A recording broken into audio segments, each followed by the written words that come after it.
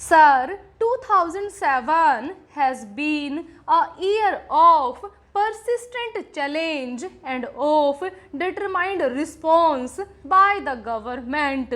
It has been a year of achievement in the face of great difficulties. Some difficulties were caused by disruptive forces within the country, some difficulties by disruptive forces inspired from abroad, and some difficulties were caused by the weather. When in 1966 to 67 Indira launched the Green Revolution, she too was faced with similar difficulties, weather difficulties. It was her far-sightedness that has given our economy the strength and resilience with which it has met the present crisis, with which we have been able to meet the present crisis entirely through our efforts and our endeavor. We have not carried the begging bowl to anyone. We have not compromised on our freedom of action. At that time, Indira Ji's strategy was opposed by many experts and technicians. It was opposed by certain myopic elements in the opposite benches. Indira Ji prevailed because of her faith in the efforts of our Kisans, because of her confidence in the ability of our scientists, because of her trust in the performance of our extension workers. She assured farmers of the required inputs at reasonable prices despite the burden of subsidy on our economy. She gave the farmers remunerative prices as the cardinal principle of the new strategy. She nationalized the banks to give credit at the doorstep of the farmer. She initiated a system of countrywide procurement to stabilize the prices that the farmers would get.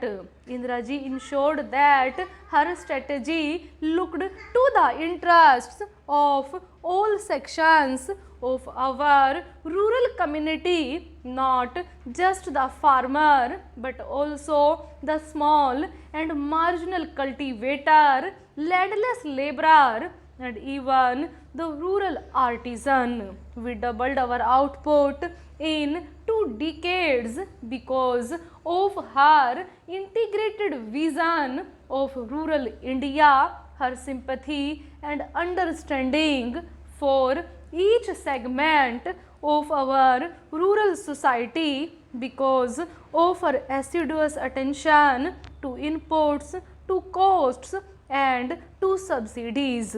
Today, after 4 years of bad monsoon, 2 years of poor rains followed by 2 years of severe drought, we can hold our heads high and look to the future with confidence, because Indira Ji laid the foundations which were sure, sound and secure. Our drive to maximize the Rabi output is meeting with increasing success. We hope to limit the shortfall to 10%, but the problem is not entirely over. During this past year, we have done much to mitigate the distress of drought. Relief programs have been handled efficiently by and large by all the states. The ceiling of assistance has been put at the high level of rupees 1400 crore, with almost half of it earmarked for Gujarat and Rajasthan as they were the most severely hit. Surcharges on taxes have been used so that the burden does not fall on the poor and only the rich have borne this burden. Using food grain buffer stocks, we have launched programs to generate employment, to build assets, to cushion against future droughts. Through worthwhile relief schemes, we have ensured that expenditure on relief became expenditure on development. We have rushed fodder from areas of surplus to areas of scarcity. Special schemes for drinking water have been implemented, and we have taken up special programs for boosting the demand for the output of the village artisans and the handloom weavers. This is especially important because these are sections who normally get left out, and they face very severe consequences of the side effects of a drought. The genesis of the Green Revolution was the scientific breakthrough which brought in new hybrid seeds. It was also a complete package of inputs to the irrigated land, leading to self-sufficiency in food grains. We must now ensure that there is no leveling off of our food grains production.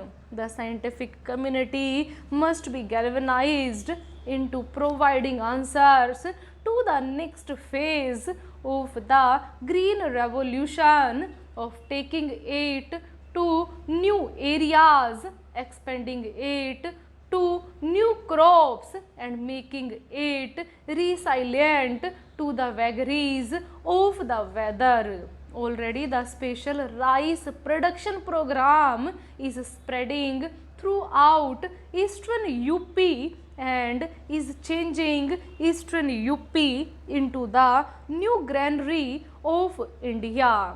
Dryland farming has been boosted by the technology mission on oil seeds and by the National Project for Pulses.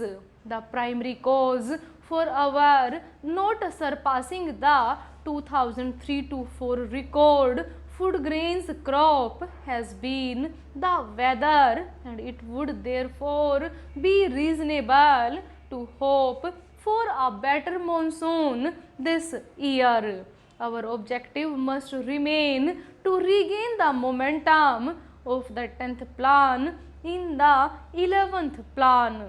We will give a new thrust and a new impetus to agriculture. We have given careful attention to agriculture already. I have held review meetings at various levels, and I have given specific directions to the Planning Commission to revamp the plan for agriculture.